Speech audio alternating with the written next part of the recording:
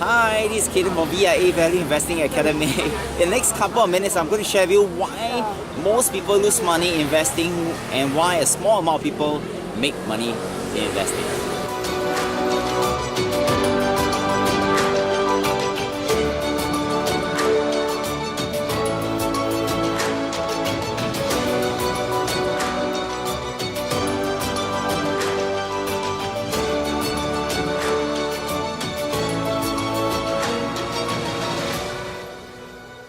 So I'm standing right in the entrance of this place called Tang, which is right in the middle of the city of Kaohsiung, Taiwan.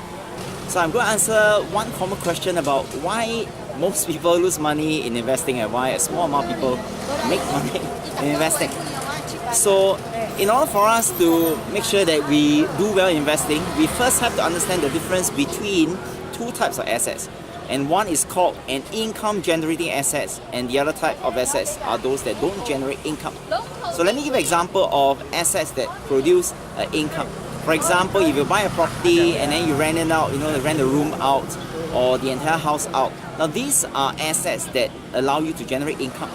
But having said that, there are certain type of assets that do not produce income. For example, if you buy a block of gold, if you buy a bottle of wine, if you collect a painting, all these are assets that don't produce income. But it doesn't mean that they are bad assets or it's the wrong thing to do. So in order for you to know which one works best for you, let me ask you a couple of questions. So let's say you have $100,000 today and you buy a block of gold which weighs 10 kg. You place this block of gold inside your safe and leave it there for the next 20 years. So 20 years later, you take this block of gold out. And let me ask you a question. How heavy is this block of gold?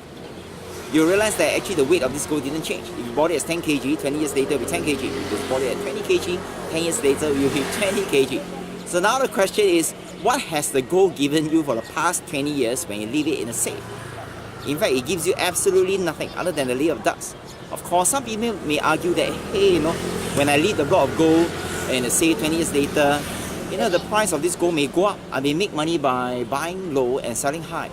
But the question is, how do you know whether the gold price will go up 20 years later? So the only way to know is 20 years later, which is pretty dangerous, isn't it? Because if 20 years later the gold price didn't go up, in fact, you're just wasting 20 years of your time and you're wasting money because there is opportunity cost to it. But what would happen if you take the same amount of money, which is $100,000, and you own an income generating assets, for example, a business. Let's say you're staying in Singapore, you may take over a coffee shop, you are staying anywhere else. For example, in Japan, recently one of my graduates started a ramen store using a huge amount of savings. So let's say if you own an income generating asset such as a ramen store or a cafe or coffee shop, and you run it very well year after year, and maybe after 5 years, after 10 years, 20 years. Now you realize if you run it well, there's a high chance that one of your coffee shop, one your cafe, or one your ramen store may become 2, and this 2 may become 3, 3 may become 4. And not only it will grow as the years go by. Now, every single day, this cafe, coffee shop, this business gives you some form of income. And this kind of assets are known as income generating assets. So let's go back to the fundamental question. If you have $100,000 today, what kind of assets do you invest in? Do you want to invest in an income generating asset such as a business, a property, stocks? Or do you prefer to buy a block of gold, silver, and hope that years down the road, the price will go up? And this is Chang from VIA Value Investing Academy. I'm answering one of the questions from one of our fans at the middle of Kaohsiung in this specific place called Tang. And I see you back in Singapore. Goodbye.